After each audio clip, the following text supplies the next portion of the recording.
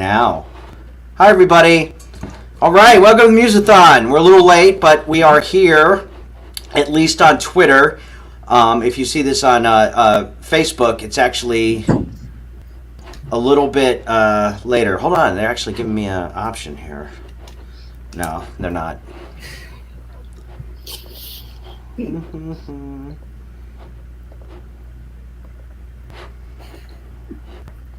Oh well. Anyways, welcome to Meet the Teachers. This is, I guess, fourth or fifth program of our Museathon. It's been a lot of fun today. For Give Local 757, the Muse Writers Center has made over $25,000 so far, so that is really excellent news. Our goal is, of course, $40,000, but we also are looking to get any donations. $10. You can still donate now until midnight. All you have to do is go to the-muse.org. You can also go to Give Local and givelocal757.org and donate to lots of different organizations that need money. So today we're going to talk to some Muse teachers. These Muse teachers are, you know, every single one of them has been with the Muse for a little while now. I am a teacher, but I'm going to be the host of this one. But I guess I'll just tell you right off the bat that my name's Sean Gervin. I'm the program director, and I teach. What was that? Oh, okay, cool. And then I teach memoir, creative nonfiction, flash nonfiction sometimes, not anymore really, but I teach a lot of different things. So that's what I do. But I really want to talk about the other teachers. All of them have classes of some sort coming up this summer, but also we're going to play a little game too. But let's go around and just give your name and your genre. And I'll start with let's start with Sky and Susan since they're a pair down there. All right. Do you want to start? Yeah, our name collectively tonight is Susan. I teach songwriting, ukulele, and creativity classes here at the Muse and have been doing so for the last 10 years. Awesome. And I'm Susan. I teach some of our youth classes. I'm also program manager. Oh, and I guess I've been at the Muse for over a decade, but in this capacity for the past couple years during the pandemic. Okay, awesome. They've been here all day with me. So it's been exciting. If you only could have saw the last half hour to the live audience, I'm just telling you. We share a body now because we've been here so long. Yeah, so. We've just merged into one being. Yep. All right, let's move over to Christina Foss. Hi, I'm Christina Foss. I teach flash nonfiction, and I have a class this summer on Monday evenings from 7 to 9:30. And the first class is June 6th. So it's a hybrid class. So it will be in person and people can join on Zoom because we have some people joining from various parts of the country. Excellent. And we'll talk more about the class. I actually know Christina because she used to teach the class that I taught and she became my student. I go, after the first class, I think she can teach this class. I'm okay. I'm just okay. And, you know, now she does. It's pretty awesome. All right, cool. I appreciate it. Yeah. You do a great job. Jeffrey Hecker. Hey guys, can you hear me okay? Yep. Okay, great. So I've been teaching at the Muse for about 7 years, and believe it or not, I'm teaching the adult poetry workshop this summer, starting on June 9th. And I also teach a lot of the teen classes, both level 1 and 2, and I'll be doing level 2 starting on July 9th, and there is still spaces in both of those workshops, and I really love to have you. We'll learn a lot, we'll have a lot of time to spend, and we'll pour through a lot of poems together, so that's the goal. Awesome.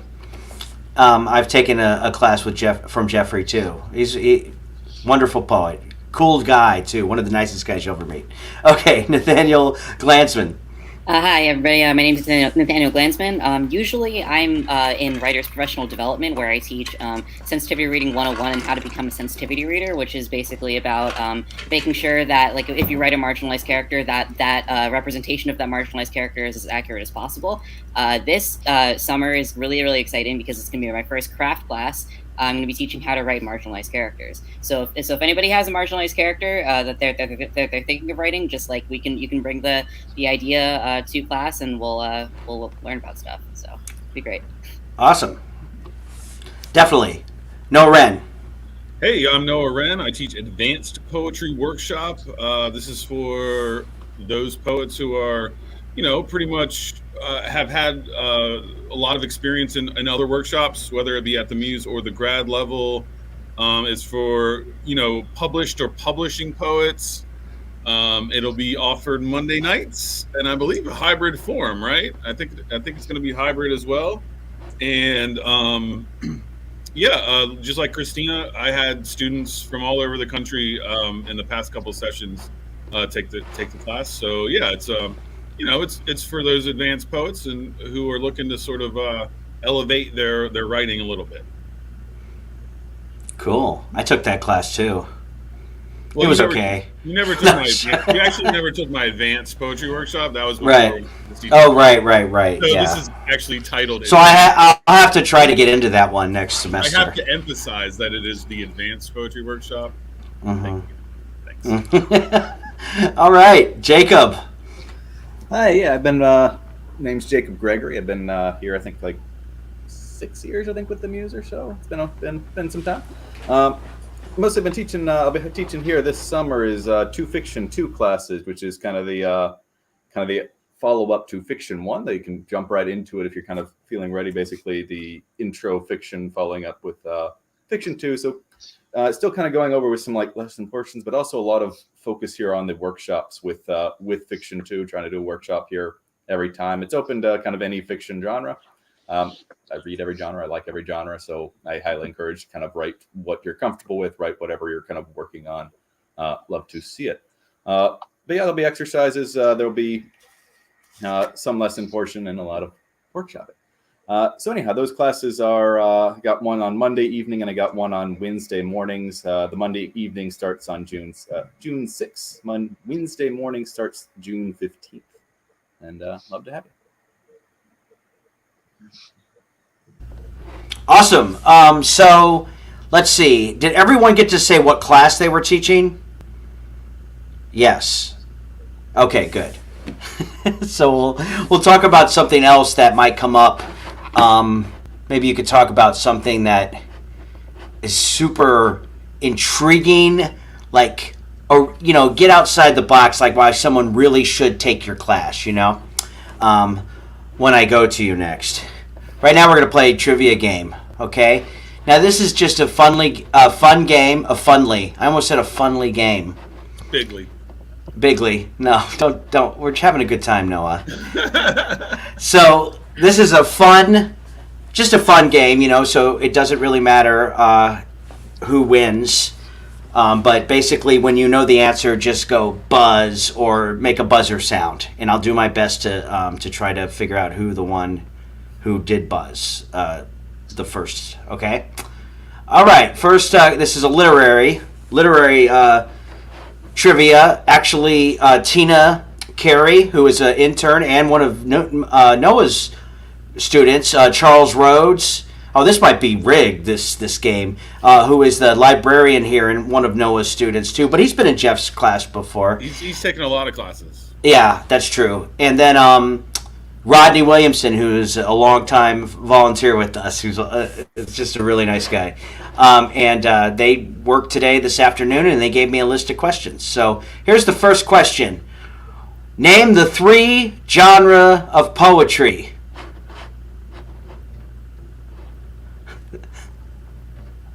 Three genres or the 3 genre? The 3 genre is what it says. So that might be significant or it might be a typo. I didn't really proof these. 3 genres? 3 genres of poetry. Buzz, I'll try. Okay. Confessional, dramatic monologue, and ballad. So wrong. All 3 are wrong. What do you think, Noah? I don't understand the question. Open form, closed form, and lyric? Lyric is one of them. This is what it says, and you tell me if this is right or wrong. Lyric, narrative, or dramatic? I got dramatic. The truth lies somewhere between us, Christina Christina. gets a point for that dramatic. I would just like to Ballad lobby is for a that. type of narrative. I like the way that I like Christina's names for all that. It sounded way better, right? Is that what Okay. you were saying, Sky? I think so, Okay. yeah. Poor fiction major. I know those of you who are watching us live can't see, but Christina is playing for blood in the chat because Sean said it doesn't Yeah. matter who wins, and she immediately said, "What?" Sure does. Yeah, we do have some matter. competitive No matter people. what Sean says, we are playing this very Poetry competitive teachers getting these poetry questions. I'm glad Well, this is I'm glad I'm removed. Who? My answer is, who's to say what the three genre of poetry are? Actually, What is your? I guess it might be. to define it is to limit it. Like I said, I didn't vet the questions. I just went with it. This is a one. You ready? Who was the monster Beowulf fought? Buzz, Okay, Christina. Grendel. Grendel, yes. Good job. Oh! But he also fought Grendel's mother. Yes. First. Right? No. Is that Grendel was true? first. Yeah. Was it Grendel first? was first. Okay. Grendel was No, first. No, Okay. Grendel was first because Grendel was Grendel's mother came for revenge after Yes. he killed Grendel. Oh, And then man. the third one was the dragon. Mm-hmm. Right. Right. And then So that was a good Dumbledore. question.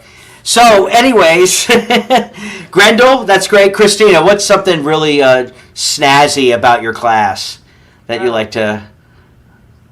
So we focus on, because it's so short and like people write between 500 to 1,000 words, we are really able to focus on craft and learn a lot of craft elements like diction, syntax, figurative language, imagery. So even if you are not a nonfiction writer, you can learn some important skills and some craft work through these short texts. I agree. I don't know. Yeah. I don't know if that's snazzy, but that's what happens. Yeah, I think it's actually a great for someone who's a fiction writer who's never written nonfiction before. I think The Flash is a really great way to dip your toes in a little bit because you might even find yourself getting a little poetic maybe too. So it's a really cool class. Excellent. Okay, what food did Oliver ask Mr. Bumble for more of in Buzz. Oliver Twist? But All right, let someone else answer. that's not how trivia works. Does anyone else? Buzz. Okay, Sky. Please, sir, may I have some more porridge? No, that's wrong. Uh, But good impression, Nathaniel. Wasn't it gruel? It was gruel. Excellent.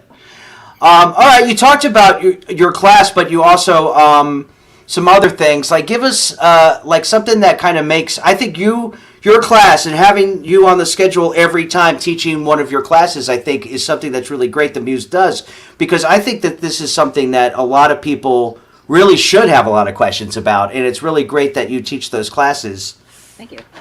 Why are you laughing, Noah? Check the chat, homie.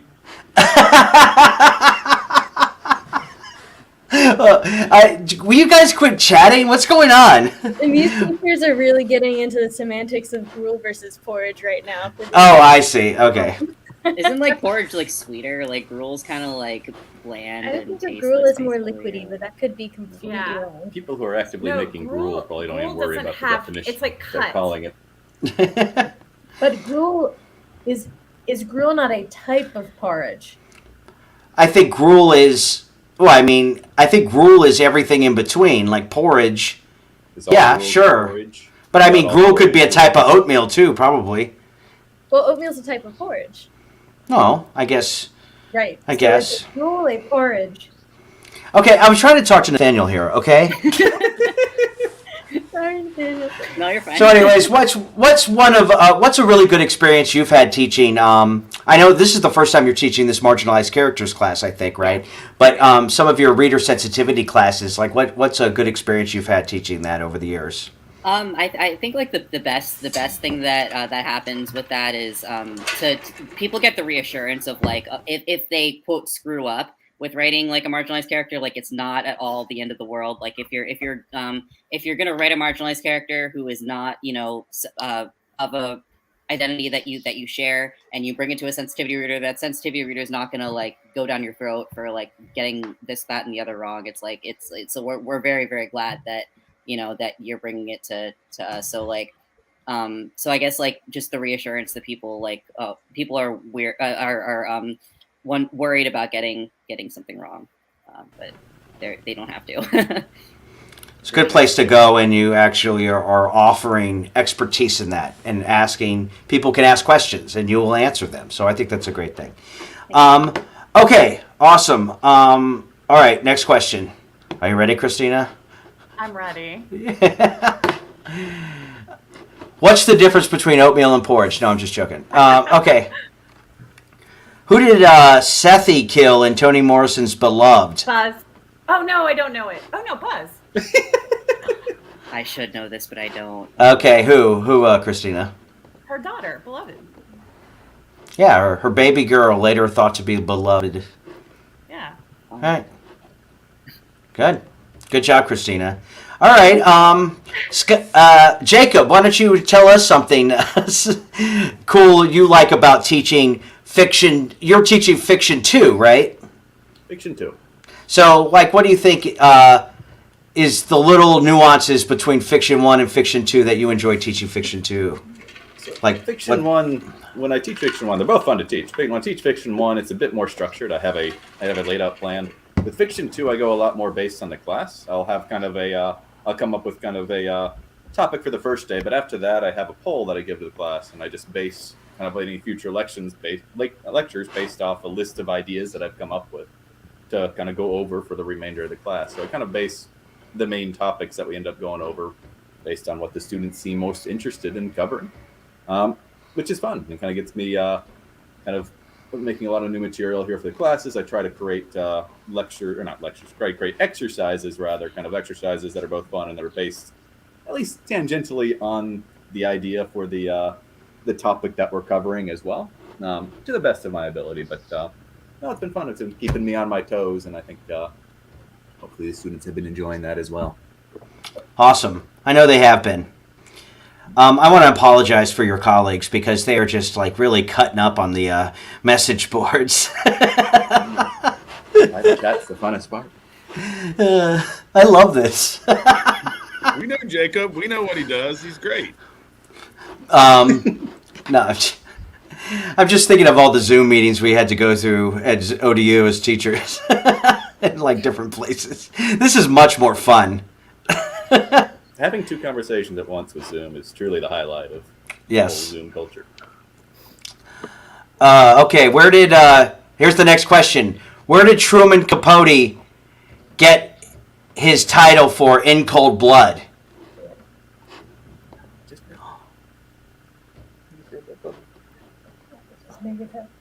It's a newspaper article? Wait, Buzz. Yes. It's from a Shakespeare play, right? Yeah, you're close. Yeah, it is. Okay. Yes. But don't say it. Oh. Wait, what? Don't say it. It's the cursed play. Oh, Macbeth. Yeah. Hey, we're right next to the auditorium, Noah Ren. That's going to go to the theater. Yeah, That's you good. don't want Will Smith to come in and slap you. Oh my god. I heard that theory. Hey, Susan, why don't you talk about what you do and teach? Oh gosh. Okay. Well, this summer I am not teaching per se, but I am co-hosting our Teen Writers Club, which I'm really excited about. That'll be hybrid, so teens can come in person. We will have snacks. It'll be mainly kind of a social hour for teens who are interested in writing. So we'll have, some snacks, some time to chat, and some writing prompts. But my main role, and I'll be splitting that duty with Jessica Kelly, who was in here earlier. She's one of our youth coordinators. But my main duty is organizing all of our events and community outreach. So we actually have a lot of really exciting stuff coming up. Shameless plug, we actually right now is also, in addition to being Give Local, this whole week is the first annual Lifelong Learning Week through the City of Norfolk, and we're really lucky to be partnering with them. And we're actually hosting a youth open mic on Friday the 13th, this Friday at 6:30 p.m. That'll be in person and live streaming on Facebook. So definitely check that out. We also have a few book launches coming up, some of our first in-person events since before the pandemic. So we're really excited, and all sorts of fun stuff coming up. It's all on the Muse website. So gotta say, shameless plug, but that is what I've been working on, and it has been a lot of work behind the scenes that me and Sean and Michael have been doing to get everything up and running, to have people back in the space safely, goodness, and celebrating kind of the literary arts in Hampton Roads and beyond. So it sounded really scripted and like a plug, but I'm genuinely super excited. I thought it sounded great. Very professional and awesome. I'm very excited. Susan is doing a wonderful job, and I think we have some of the best programming in the country for literary centers. I really do believe that. Excellent work. Okay, let's do another question. This is kind of interesting. Who is Patrick Bateman? Buzz. Noah. That's American Psycho, right? Yeah, who wrote that? Whoa, I just answered one. Second question: who wrote American Psycho? Was it starts with an E? Does it start Easton? Yep. No, that's his middle name, Eastman. Brett Eastman. Ellis. Sure. Ellis. Okay, yeah. No one else had a second tier question after the Right. first question. Excellent job, Christina. Noah, what makes you an advanced poetry teacher? I thought you were about to ask, how dare you? What? Say that again, sorry. I'm just saying, what kind of things do you think the advanced poetry workshop can offer that makes it worth taking past all the other workshops that we have? It is really workshop based, so a lot of the time of each class meeting is for actually workshopping poems and giving feedback and sharing and discussion. But I do also encourage my students, I provide them articles about sort of the contemporary discourse of poetry and poetry workshop. And so whether it be from Poets and Writers or the Writers Almanac, any sort of recent sort of article that is exploring a contemporary conversation about poetry and how it should be and how we should teach it and how we should write it. Any kind of article about that, I usually give to a couple of those per session, and then I try to encourage conversation around that. So it's not just workshopping, but it's sort of let's talk about what's going on in the poetry world, in the po-biz, if you will, in our contemporary moment, There's no business like business. I just want to chime in and say I've taken Noah's workshop, and it was quite lovely. And also I had a pun that Thank you, Susan. Yeah, sounds. She can do everything. She can write poetry. She can direct. She can do. She can teach. She can do it. I've also taken a workshop with Jacob that was wonderful, and I've co-taught with Jeff. So y'all all rock, and Christina and Nathaniel. I don't think I've taken specific classes with y'all, but heard nothing but good things. I want to take classes with everyone on this screen, so just be prepared. And we're going to take them all together, and we're going to sit in one chair all at the same time, and we're going to just say like buzz. this. We're going to try to use different microphones for it, like we did. I want to take your songwriting class, Sky. Yeah. But do I have to know how to play an instrument for that? Nope. Okay. And do I have to know how to sing for that? Nope. Because I don't have any skills, but I still would like to take the songwriting class. I was going to ask, is the prereq for advanced poetry workshop intro, or is it poetry workshop? It's workshop. Okay, got it. So yeah, the second level, because mine is technically the third, and then it goes up to studio. Okay, I need to take poetry workshop. So take it with Jeff. I'm going to take that with Jeff. Next. Oh yeah, Jeff's teaching the poet. That's awesome. All right, one more question, because there's one other person we have to talk to. You ready? What novel has the characters Tweedledee and Tweedledum? Oh. Hello. Buzz. Sorry, Buzz. Buzz. Yes? Oh, I guess Sky. Oh, okay. Alice in Wonderland. No, that's not the name of the book. Next! Alice's Adventures in Wonderland. Next! Alice through the looking glass. Yes, Alex through the looking glass. Okay, one more quick question. I am really disappointed in these three. that made these questions. They started off good, but they. What? The first question was the worst. I know. Well, I'm just saying they really phoned it in towards the end here. What? Who wrote "To Kill a Mockingbird"? Buzz. Jeffrey, who wrote "To Kill a Mockingbird"? Pass. Wait. Who is the best friend of the person who wrote "To Kill a Mockingbird"? Philip Seymour Hoffman. Too soon. All right, so who is? Oh, he was in that movie. Yes. Yeah. But here's a better question: is who? What was this author's second novel? Oh. That came out like 50 years later. Yeah. Go Tell a Watchman. Right. So, anyways, Harper Lee. Good job, everyone. Jeff, why don't you tell us something about your wild world of surrealistic poetry and how workshop with you is going to be this really sensual and really I almost said orgasmic. This really awesome experience. Wow. I can't live up to Sean's expectations. Well, I will say that somewhat like Noah, I like to really focus on revision, and I really want to make sure that the poem keeps the original spirit that it was written under initially, and then we really play with it a lot, and we play with order, sequence. I like to just mess around with form, and I feel like that we can probably extract some really final version of whatever it is that you come into class with by the time we're done. And hopefully, that will go a long way. I really focus on just trying to bring all the tools to make the poem as best as it can be.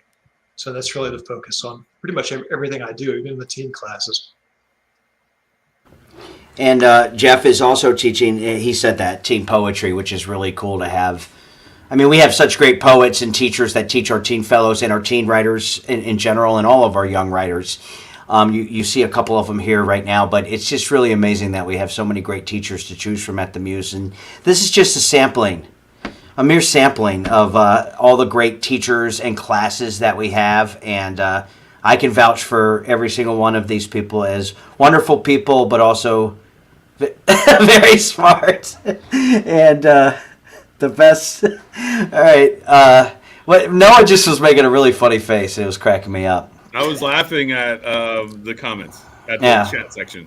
Yes. But anyways, so if people watch this after the fact, which I'm sure it's going to just rise up the charts like very fast, Give Local might be over by the time you watch it, but if you see it the next 3 hours on May 10th or 4 hours before midnight, please make sure you donate to the Muse. We're doing very well. We want to continue to build that momentum and have as many people as we can donate.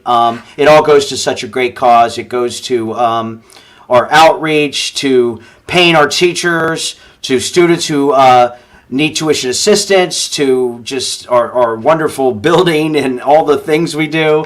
It's starting to cost more money to run this place because we do so much. And since we have hybrid classes now in 3 of our classrooms, there's a lot of stuff that goes on behind the scenes that makes this possible. So let's continue bringing the literary arts to the world because it's really important. I want to thank all of you for coming. Thank you. And I think before we go, Sky has a quick announcement about some more of our programming later tonight. Yeah, we just wanted to invite all of you, everyone here on screen and anyone who's watching on Twitter or Facebook, to join us for a space sci-fi role-playing game called Lasers and Feelings, which we will be playing from 9 till 11:30 p.m. tonight. We're not looking for more players, but we would love a studio audience to give us cool suggestions and guidance for our game. There's some really, really fun things that are going to be happening for it, and we would love for you to participate in that. And also make sure to tell a friend to donate to Give Local before midnight. Hey, that's excellent. Excellent. And Noah, would you like to close us out with one of your famous? Oh my goodness! Oh my goodness! Wow, I'm really actually prepared for this. I don't know which one to use. Let's see. Why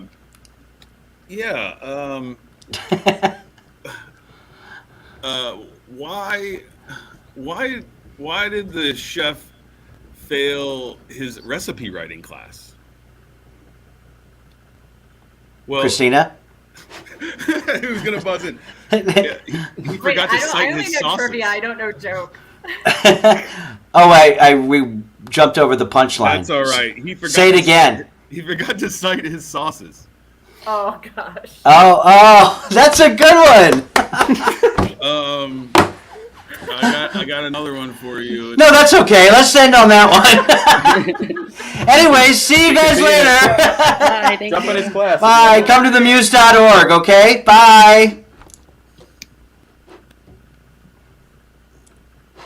How do I stop this? Leave.